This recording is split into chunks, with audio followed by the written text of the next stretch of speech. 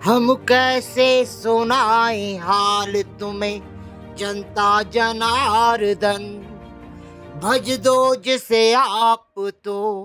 लोकतांत्रिक चुनाव में जनता जिस पार्टी को चुनती है वह सरकार बना लेती है। इसलिए यह पंक्तियां बड़ी महत्वपूर्ण है कि भज लो जिसे आप तो बन जाता वो भजन। मध्य प्रदेश में विधानसभा चुनाव बस चंद दिनों में आने ही वाले हैं, जिसके लिए राष्ट्रीय स्तर की पार्टियां जमीनी स्तर पर उतरकर आम जनता के बीच में जहां दस्तक देकर आश्वासन और भरोसा दिलाते हुए जनसंपर्क कर रही हैं, वहीं पर प्रशासन भी चुनाव को संपन्न कराने के लिए संसाधन और व्यवस्थाओं में जुटा हुआ है।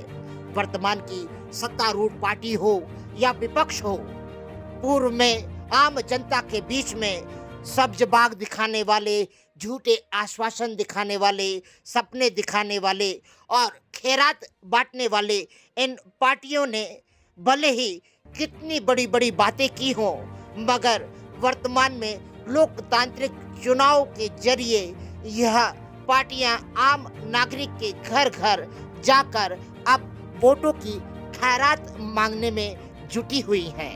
खंडवा विधानसभा में चाहे कांग्रेस हो, बीजेपी हो, बसपा हो, आप पार्टी हो, सभी पार्टियां अपने अपने स्तर पर बैठ के आयोजित कर रही हैं, आम जनता से संपर्क बनाए हुए हैं। खंडवा में कल शुक्रवार को दो अनहोनी घटनाएं घटी जो कि आम जनता के बीच में चर्चा का विषय बनी हुई है। पहला, पूर्व विधायक भाजपा देवेंद्र वर्मा के घर कांग्रेस प्रत्याशी कुंदन मालवीय एवं उनकी पत्नी पहुंचे आशीर्वाद लेने के लिए।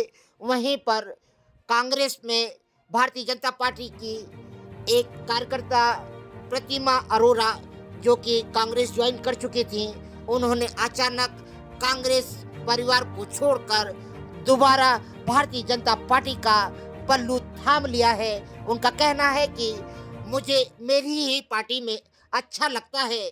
इस विषय पर जब कुंदन मालवीय से पूछा गया तो उनका कहना था कि हमें नहीं पता कि प्रतिमा अरोरा कांग्रेस छोड़कर दोबारा भारतीय जनता पार्टी में ज्वाइन हो चुकी हैं। कल शुक्रवार को जिला कार्यालय भाजपा में गुजरात से आए हुए चारों विधानसभा के प्रभारियों के बीच में प्रतिमा अरोरा ने जहां दोबारा भारतीय जनता पार्टी की सदस्यता ली, वहीं पर भाजपा जिला कार्यालय में महिला मोर्चा की बैठक में गुजरात से आई हर्षिता भावसार खंडवा विधानसभा प्रभारी, विमल सोलंकी पंधाना विधानसभा प्रभारी, बाकू बहन दौंडिया मांधाता विधानसभा प्रभारी, दीप्ति भट्ट हरसुद विधानसभा की प्रभारी ने सभी कार्यकर्ताओं की बैठक ली, जिसमें विशेष अतिथि के रूप में नगर निगम महापौर अमृता अमर यादव, राजेश तिवारी महामंत्री, जिला मीडिया प्रभारी मंगलेश तोमर,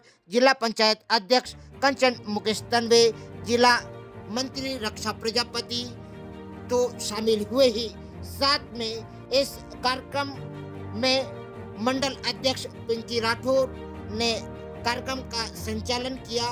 वहीं महामंत्री श्रुति जैन ने और रोशनी गोलकर ने आभार मानते हुए इस कार्यक्रम को संपन्न कराया।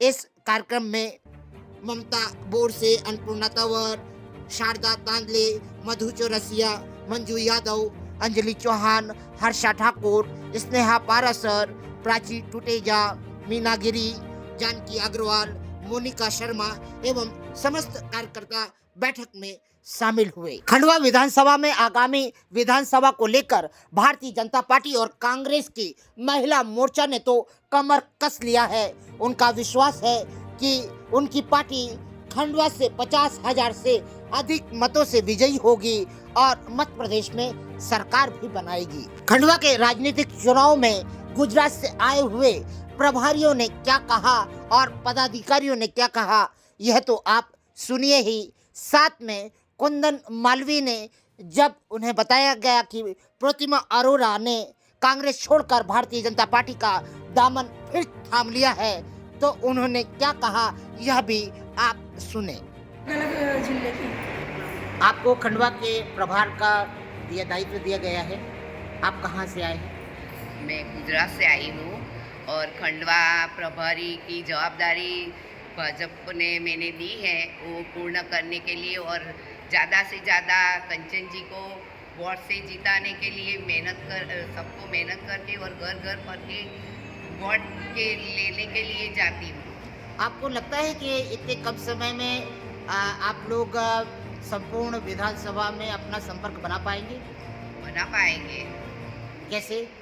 घर पूरा रात दिन हम मेहनत करके पूरा करके जाएंगे। जैसे आपके गुजरात का मॉडल है, क्योंकि गुजरात में भी भरूच वगैरह घूमा है, तो क्या आपको ऐसा लगता है कि यहाँ पर जो मातृशक्ति है वो जनसंपर्क के लिए तैयार है? जी हाँ, सबने मैंने वचन दिया है कि मातृशक्ति हमारे साथ प्रचार में आएगी और पूरा उसका सहयोग मिलेगा हमको। आपको क्या लगता है फिलहाल में अभी जनसंपर्क के दौरान कि आप जनता आप लोगों से जुड़ना चाहती है? चाहती है ना, मोदी जी को सब जनता चाहती है और मोदी जी का सब काम अच्छा है, इसलिए तो मोदी मोदी मोदी घर घर मोदी, हर घर तो मोदी है। आपको लगता है कि खंडवा की मुख्य समस्याएं क्या है? आपके सामने कुछ सामने आया होगा? खंडवा की कोई भी समस्या है, वो समस्या सबको जल्दी से समस्या का निकाल चाहता है, वो जल्दी से निकलता, वो धीरे धीरे से निकलता है और उसका जवाब भी धीरे धीरे और काम भी धीरे धीरे, विकास का काम धीरे धीरे मिलता है। वर्तमान में भारतीय जनता पार्टी ने जिस तरह से महिलाओं को अवसर दिया है, इस विषय पर आप क्या कहेंगे? महिलाओं को पहला कांग्रेस के राज में महिलाओं को गिनती भी नहीं थी, कुछ नहीं, और अभी महिलाओं को प्राधान्य मोदी जी जबरदस्त दिया है और महिलाओं को आगे बढ़ाने के लिए 33% महिलाओं ने आरक्षण करी। इंदु दीदी, आप कहाँ से आए हैं? मैं गुजरात के खेड़ा जिला से आई हूँ और मैं खेड़ा तालुका की अध्यक्ष हूँ, महिला मोर्चा की। आपको खंडवा विधानसभा में दायित्व दिया गया है, प्रभार दिया गया है? हाँ, मैं पंदाना की प्रभारी हूँ और मुझे आज पंदाना जाना है और वहाँ मेरा दायित्व वहाँ है। तो आज से ही आपका प्रभार का कार्य शुरू हो गया। आपको खंडवा आके कैसा लगा? बहुत अच्छा लगा और खंडवा की नारी शक्ति भी बहुत जोश में है और वो कंचन दीदी को जिताना चाहती है और मातृशक्ति बहुत अच्छी है। और मातृशक्ति की बात करें तो मातृशक्ति क्या है, तो जब देवता है ना, तो देवता को भी डिवाइड करना पड़ता है काम के लिए। जो ब्रह्मा जी है वो सृजनहार है, वो सृजन करता है। जो विष्णु भगवान है वो हमारा पालनहार है, वो पालन करता है। और संहारक देव के लिए हम स्मशान के भगवान महादेव जी हैं। तो भगवान को ये मालूम है कि हम देवताओं को भी अलग अलग काम करना पड़ता है। तो एक मातृशक्ति ऐसी है जो ये तीनों देवता के काम एक महिला कर सकती है। महिला जो बालक को जन्म देती है, उसका अर्थ ये है वो सर्जनहार है, वो सर्जन कर सकती है।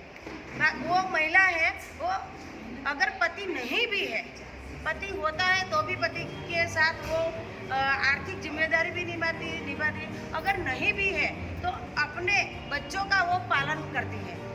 कोई भी महिला हो, अगर पढ़ी लिखी है तो नौकरी करती है, अगर नहीं भी पढ़ी लिखी है तो घरों में किसी के घरों में झाड़ू बर्तन करके भी अपने बच्चों का पालन करती है। तो विष्णु भगवान पालन करता है, उसी तरह एक महिला भी पालन करता है। और उसके बच्चों पे जो आ जाए और कोई भी उसका नुकसान करना चाहे तो वो संहारक बन जाती है। जैसे महादेव हमारे संहारक देवता है, तो महिला ये तीनों काम एक महिला से कर सकती है। देव नहीं कर सकते ना, वो महिला कर सकती है। ये मातृशक्ति है और आज मातृशक्ति को दिखाना होगा कि हम क्या है, हम क्या कर सकते हैं। और घर घर जाके हमारे जो भाजपा के हैं, तो हमें तो मालूम है कि ये भाजपा के वोटर हैं। जो भाजपा के वोटर नहीं हैं, हमें उसके पास जाना है और उन्हें हमारी तरफ करना है। कैसे कर रहे हैं? मोदी जी ने बहुत सारी योजना, हम गिनती करें ना तो वो सुबह से शाम हो जाएगी, इतनी योजनाओं मोदी जी लाए हैं। तो हम ये योजनाओं महिलाओं तक पहुंचाएंगे, सभी तक पहुंचाएंगे। वो चाहे हिंदू हो चाहे मुसलमान हो, किसी भी जाति नहीं अंदर आती है, सबको योजना का लाभ मिलता है। वो योजनाओं और घर घर हम पहुंचाएंगे, उसके बारे में जिक्र करेंगे और भाजपा को जिताएंगे। पंधाना आदिवासी बाहुल्य क्षेत्र है, आप गुजरात से आए हैं, आपको लगता है कि आप यहाँ पे कम्युनिकेशन बैठा पाएंगे या संपर्क बना पाएंगे? हाँ, वही तो करने में आई हूँ कि एसटी समाज को मिलना है और उसकी जो समस्याएं हैं वो हम जानेंगे, उसके बारे में चर्चा करेंगे और उनको समझाएंगे और जितना भी हो सके उतना उसके मदद करने की हम कोशिश करेंगे और बस हो जाएगा। हमें दीदी आपका शुभ नाम? मेरा नाम निक्तिबेन भट्ट, मैं गुजरात से आई हूँ। मैं वहाँ गुजरात खेड़ा जिला की महिला मोर्चा की वाइस प्रेसिडेंट हूँ। यहाँ पे आपको कहाँ का प्रभार मिला है? मुझे यहाँ पे हरसुद का मिला है। मुझे यहाँ हरसुद की जिम्मेदारी सौंपी गई है। आपको लगता है वर्तमान में विषम परिस्थितियाँ हैं, चारों तरफ कांग्रेस ने यहाँ तक कह दिया है मध्य प्रदेश में कि 150 सीटों पर वो काबिज हो जाएगी, ऐसे समय क्या लगता है कि भारतीय जनता पार्टी परचम लहरा पाएगी? 100% नहीं, मैं 200% बता रही हूँ कि भारतीय जनता पार्टी का परचम लहरेगा ही और लहरेगा ही, क्योंकि जब तक मोदी जी है तब तक भारतीय जनता पार्टी का ही परचम लहराएगा। और पूरे गुजरात में भी अब चल रहा है, इसलिए हम यहाँ आए, पूरे मध्य प्रदेश में भी हम लोग भारतीय जनता पार्टी का परचम लहरा के ही रहेंगे। आप, क्योंकि महिलाओं को कहा जाता है कि महिलाएं मोर्चे में जब बैठक होती है तो बैठकों में तो ज़रूर नज़र आती हैं, नहीं तो घर में रसोई से बाहर नहीं निकलती हैं। आपको लगता है कि आप रसोई से जनसंपर्क तक ले जा पाएंगी? ले जाएंगे। हमारी बहनें अब जागृत हो चुकी है, अब पहले चली जैसे बहनें नहीं है। अब हमारी बहनें रसोई घर में जाएगी और सुबह में 10 बजे से पहले हमारी महिलाएं सब मतदान कर देगी। और इसलिए हमारी महिला को हमने यही संदेश दिया, हम जो 10 दिन रुकेंगे वही हमारी जो विधानसभा है वहाँ घर घर जाके घर घर संपर्क करके हम सब महिला को जगाएंगे और बोलेंगे कि अपनी विधानसभा मजबूत बनाओ और अपने हाथ मजबूत बनाओ। वो प्रत्याशी का हाथ नहीं, जब अपना प्रत्याशी चुना जाता है तो वो अपना हाथ पहले मजबूत होते हैं। तो हम हमारी बहनें को वही घर घर जाके संपर्क करके बताएंगे, सब दिखाएंगे कि अपना पर्चा लहराना के उठो जागो और अपना देह प्राप्त। दीदी, आपके गुजरात से प्रधानमंत्री नरेंद्र मोदी जब यहाँ से मध्य प्रदेश से गुजरे थे तो आपकी हरसुद विधानसभा जिस पे आपको प्रभारी बनाया गया है, इसको कुपोषित विधानसभा बोल के गए थे। वर्तमान में आप ऐसी विधानसभा में जाकर नेतृत्व को जगाने की बात कर रही हैं, तो क्या आप वाकई उसके लिए तैयार हैं? तैयार है। हम हमारी विधानसभा कुपोषित नहीं बनाएंगे, पोषित ही बनाएंगे। और पूरे मध्य, मैंने आपको पहले भी बोल दिया, अब भी बोल रही हूँ, हमारी मध्य प्रदेश की विधानसभा पूरी भाजपा का ही झंडा लहराएगी। दीदी, आपका शुभ नाम? खेड़ा जिला महिला मोर्चा मंत्री, खेड़ा जिला महिला मोर्चा प्रभारी। खंडवा आके आपको कैसा महसूस हुआ? खंडवा प्रभारी क्षेत्र में खंडवा आके आपको कैसा महसूस हुआ महिला मोर्चा के बीच में? बहुत अच्छा लगा है और थोड़ी कमी होती तो हम सुधार लेंगे। आप लोगों को लगता है कि इतने कम समय में आप लोग मानदाता विधानसभा में अपना परचम फहरा पाएंगे, आप लोगों से संपर्क कर पाएंगे? जरूर फैला पाएंगे, हमने विश्वास है, हमने हमारी नारी शक्ति पर विश्वास है। नारी शक्ति पे विश्वास है। हाँ, और हम खूब मेहनत करेंगे। विधानसभा मानधाता में काफ़ी जोरों से टक्कर है, क्योंकि एक तरफ कांग्रेस प्रत्याशी वहाँ पर बहुत भारी है और अभी हमारे नए प्रत्याशी जो कांग्रेस से बीजेपी में आए हैं, नारायण पटेल जी, उनका भी एक अल्प वोट है, वोट बैंक है, ऐसे में क्या आपको लगता है कि वहाँ की मातृशक्ति को आप लोग जगा पाएंगे? हाँ, हम मातृशक्ति को जगा पाएंगे और हम 6 मीटिंग तो करके आए, क्या महसूस हुआ दीदी वहाँ पर? तो अच्छा रहा है, सब मीटिंग अच्छी रही है और हम सब नारी शक्ति को जगाएंगे और जिताएंगे। इंदु दीदी, आज आप लोगों की महिला मोर्चे की बैठक थी, इसका मुख्य क्या लक्ष्य था? हमारी आज महिला मोर्चा की बैठक का लक्ष्य ये था कि गुजरात से हमारी 4 बहनें आई हैं यहाँ प्रभारी बनकर के, प्रवासी बहन। चारों विधानसभा में हमारी प्रवासी बहनों का यही प्रयास रहेगा कि महिला मोर्चा के साथ मिलकर के हम शक्ति केंद्र मंडल और शक्ति केंद्र और बूथ तक जाएं, हम उस पन्ने के जरिए घर घर तक जाएं और हमारी भारतीय जनता पार्टी को अधिक से अधिक मतों से जीतें। आपके यहाँ अभी पूर्व में एक दीदी थी जो कि भारतीय जनता पार्टी छोड़कर कांग्रेस में चली गई थी।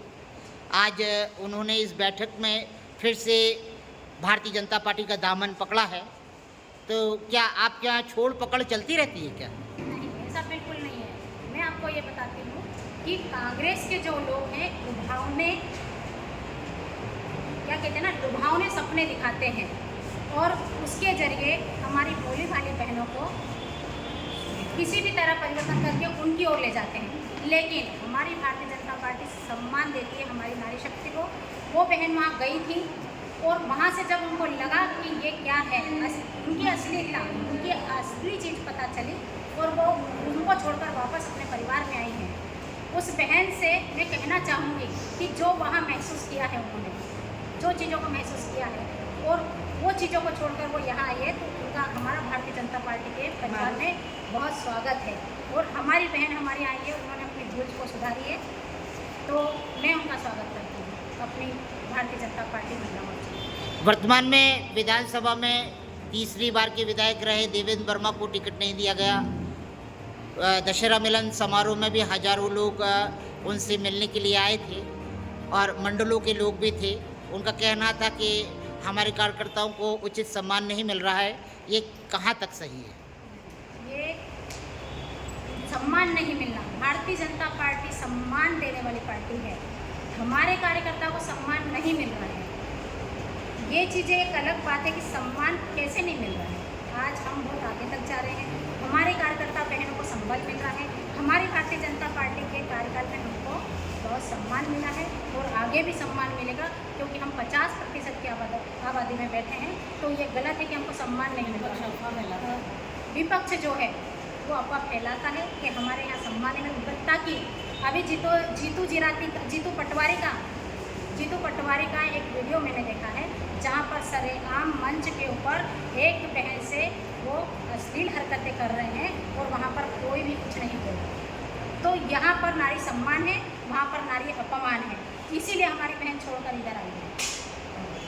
वर्तमान में क्या लगता है खंडवा विधानसभा में आप लोग कंचन तन्वी का परचम फहराकर बड़ी भारी मतों से जीतेंगे? बिल्कुल, परचम ही नहीं, हम चारों विधानसभा जिताएंगे। हम अपनी बहन जो कंचन तन्वी यहाँ पर खड़ी, हमने यही परिचय महापौर के चुनाव में दिया था। हमारी महिला मोर्चा रात दिन एक करेगी। हमारे प्रधानमंत्री जी 24 घंटे जब तक जो सेवाएं दे रहे हैं और हमारे भारत को विश्व गुरु की ओर ले जा रहे हैं, हमारे मुख्यमंत्री जी इतनी सेवाएं दे रहे हैं, इतनी योजनाओं का लाभ दिया है कि हमको कहने की ज़रूरत नहीं है, जनता सब जानती है। और हमारी चारों विधानसभा हम जीतेंगे और कंचन तन्वी भी जीतेंगे और हम नारी शक्ति का परचम लहराएंगे। आपकी विधानसभा के महिला मोर्चे में कितनी महिलाएं? हमारी विधानसभा में चारों विधानसभा की बात कर रहे हैं, केवल खंडवा विधानसभा? खंडवा विधानसभा में हमारी लाखों बहनें हैं जिनकी हम गिनती नहीं कर सकते। और हमारी बहनें इस बार बताएं कि खंडवा जिले को कि नारी शक्ति क्या होती है और कैसे नारी शक्ति को जीत हासिल है।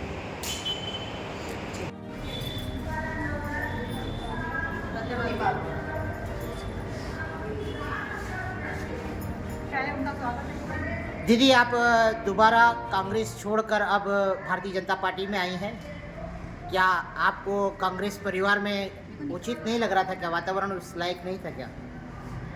मैं अपने घर से चली गई थी, भ्रांतो बाला वाली स्थिति हो गई थी मेरी। मैं अपने घर वापस लौट के आई हूँ और मैं मतलब बोलते हैं ना, अपनों के बिना नहीं रह सकते हैं, वैसे ही जनता पार्टी जो है ये मेरी अपनी पार्टी है।